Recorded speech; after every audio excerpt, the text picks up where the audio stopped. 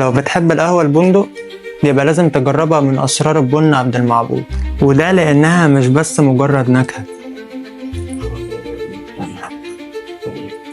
لا يا جماعة، دي فيها قطع بندق حقيقية، يعني تحس إن أنت بتاكل البندق فعلا جوه القهوة. ده غير إن بصراحة الطعم فيها غني ودافي أوي، يعني كفيل فعلا إن هو يفصلني عن اليوم تماما. اللي مزود الموضوع كمان حلاوة إن هما بيطحنوا القهوة البندق بتوليفتهم المعتادة، اللي هي معروف إن هي دايما بتظبط الدماغ وبتظبط بالتالي اليوم بتاعك.